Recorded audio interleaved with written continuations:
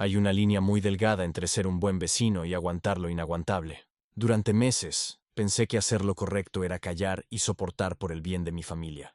Pero cuando el llanto de mis hijas recién nacidas era ahogado por la música de unos desgraciados a las 4 de la mañana, entendí que la paz no se pide, se toma. Y créeme, cuando terminé, no quedó nada de la suya. ¿Quieres saber cómo lo hice? Sigue escuchando.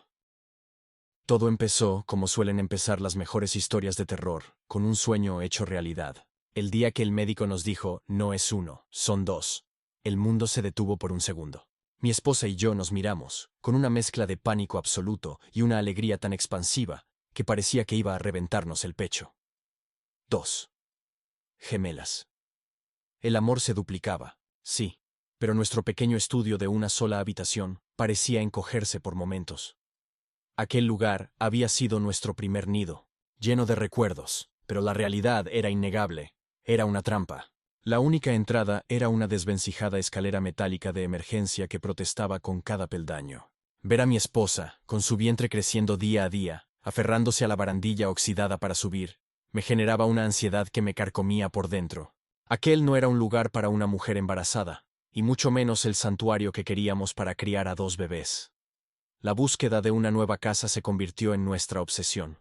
Pasamos semanas visitando lugares que solo servían para alimentar nuestras pesadillas.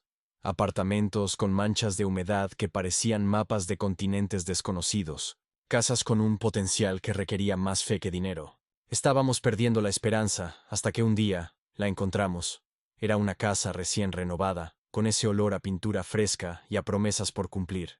Tenía 3 habitaciones, una cocina luminosa y, lo mejor de todo, un jardín enorme, un lienzo en blanco donde ya podía visualizar a mis hijas corriendo sobre el césped.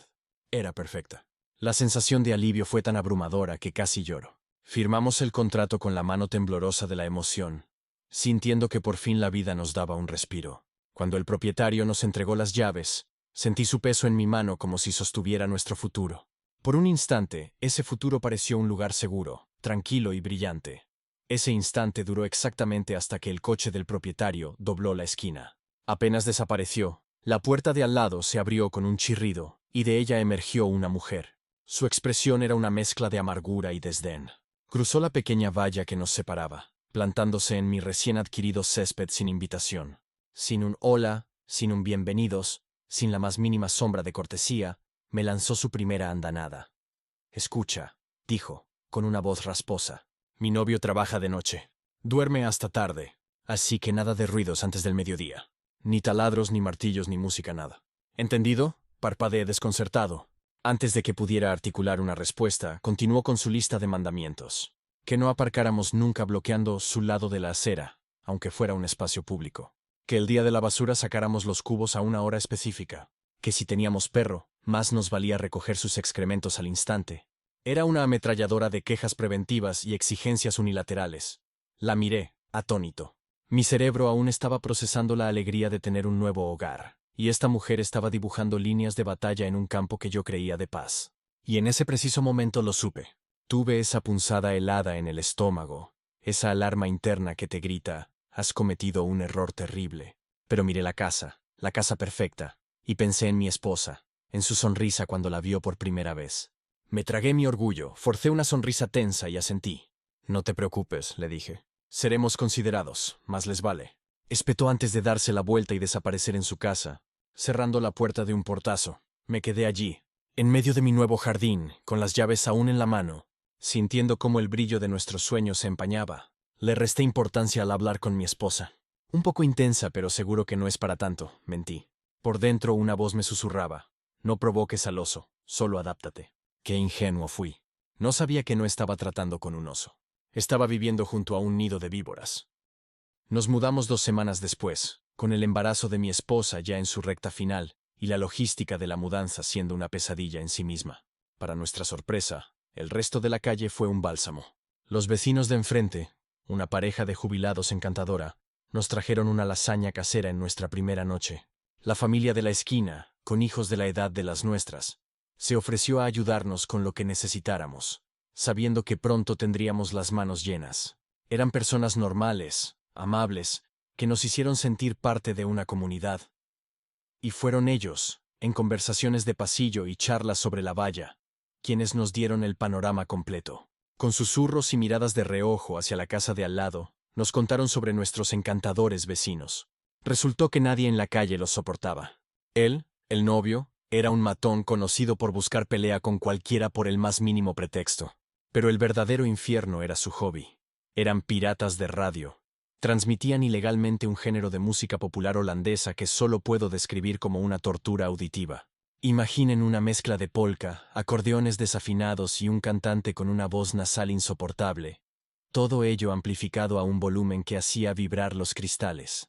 Y no solo eso. Sus fiestas eran legendarias, en el peor sentido de la palabra. Empezaban los jueves y no terminaban hasta el amanecer del domingo. Un maratón de gritos, borracheras, peleas ocasionales y, por supuesto, su música infernal como banda sonora constante. ¡Qué gran noticia!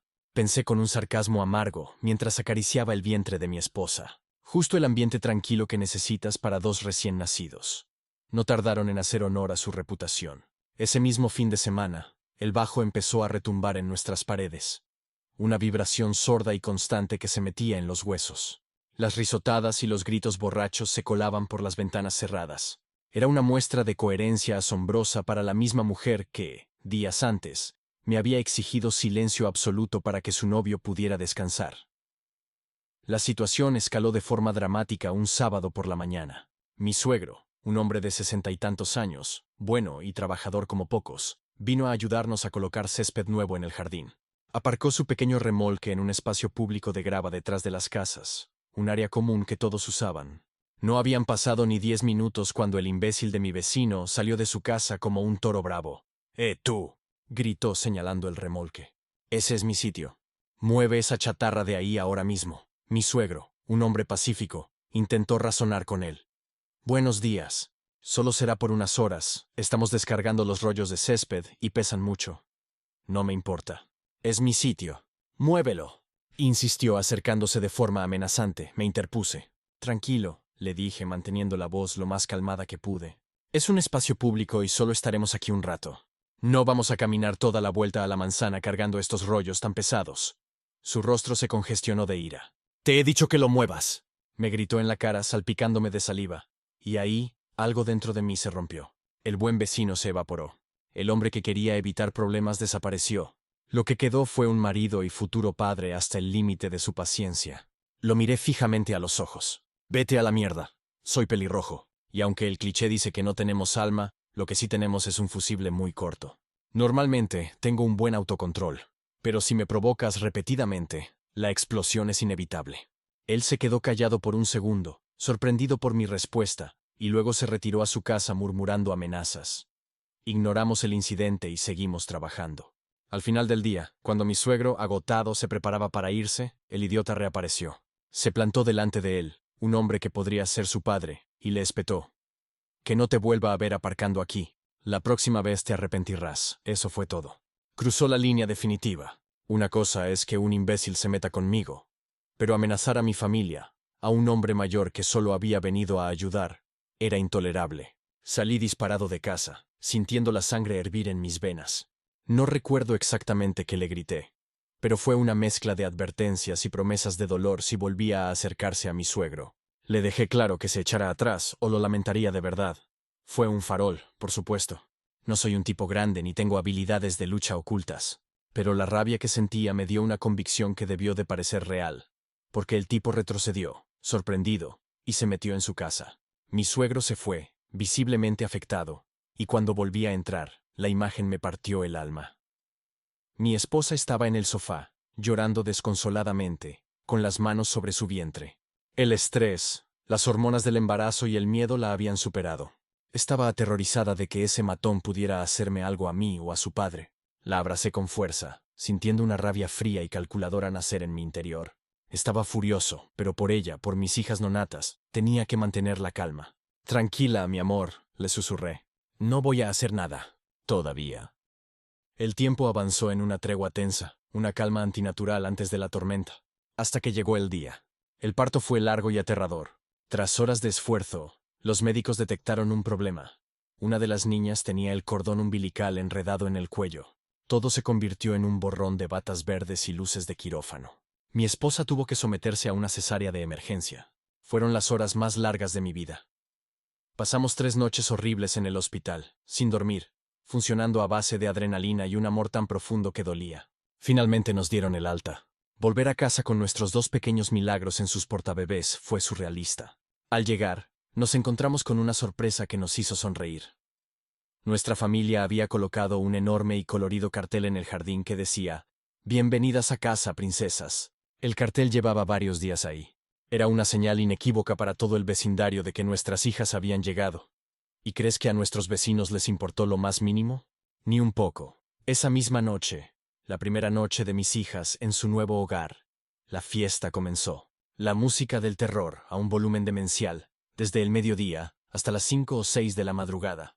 Y no fue un hecho aislado. Continuó así, sin tregua, todos los días durante casi 2 semanas. No importaba si era martes o sábado. El infierno era constante, no dormíamos. Éramos zombies deambulando por una casa que se suponía que era nuestro refugio. Una de nuestras hijas sufría de cólicos terribles, y el ruido constante y las vibraciones la alteraban hasta un punto insoportable. Lloraba sin parar, un llanto agudo y desesperado que se mezclaba con los gritos borrachos de al lado, creando una sinfonía del caos. Mi esposa, recuperándose de una cirugía mayor, estaba al borde del colapso. Yo me sentía impotente, atrapado en una pesadilla de la que no podía despertar, y entonces, en mitad de una de esas madrugadas infernales, a las 4 a.m., mientras acunaba a mi hija que lloraba desconsolada en mis brazos, con el pum pum pum del bajo taladrándome el cráneo, algo dentro de mí se rindió. O más bien, algo se despertó. La promesa que le hice a mi esposa se hizo añicos. La paciencia se agotó. El buen vecino murió definitivamente. La guerra había comenzado. Mi primer movimiento no fue un grito ni un golpe, sino el silencioso clic del ratón de mi ordenador. Ya no era un vecino frustrado. Me había convertido en un estratega. Con los ojos inyectados en sangre por la falta de sueño, empecé a investigar. Me sumergí en el oscuro mundo de los piratas de radio. Devoré artículos sobre la legislación de telecomunicaciones de nuestro país, foros de radioaficionados y boletines oficiales del gobierno. Descubrí que la monstruosa antena de más de 5 metros que tenían clavada en su jardín ya era ilegal por sí sola, violando varias normativas urbanísticas. Pero usarla para transmitir sin una licencia federal era un delito grave. Las consecuencias eran deliciosamente severas. Confiscación inmediata de todo el equipo de transmisión, de cualquier ordenador o dispositivo usado para ello, e incluso del vehículo implicado en la actividad. Y las multas, las multas, podían oscilar entre 10.000 y 45.000 euros, e incluso para reincidentes contemplaba penas de cárcel.